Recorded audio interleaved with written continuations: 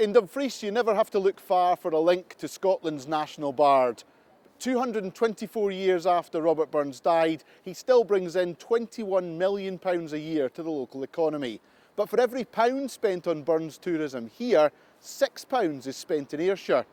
Now a new master plan unveiled by the council hopes to change that and bring in a bigger slice of the haggis neep and tatty pie to this part of the world. Well, I think there was an understanding that we could actually promote Burns better.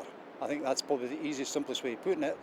We've taken a conservative, a small C approach in the past, and I think it's now time to actually really open our eyes, open the horizons and grasp the opportunity. If councillors approve plans, a Burns tourism officer will be appointed and a new alliance set up to create better links between key sites. Those include Ellisland Farm, where folk singer Emily Smith has just joined the board. She says its cultural value can't be overstated.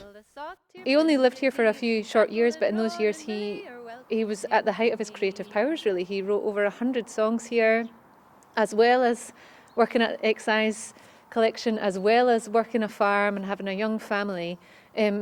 But you can look around and you can see why he was so inspired. It is such an inspiring place. It's timeless, really.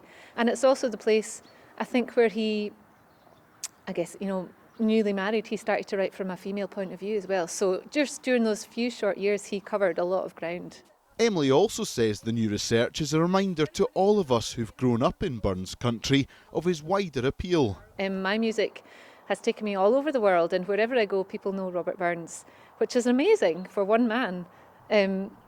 But I do think it needs to start at home. We need to focus back in on what a treasure he was and the legacy of work that he left, and start right at the bottom, start with education, start with telling our children his poems and songs and the stories behind those pieces, and then build it up from there, I think. The man who made the recommendations says collaboration is key. What it is, it's not a question of individuals doing a good thing.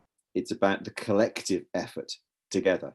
That's the way that a kind of a more comprehensive and a more distinctive offer is going to be made.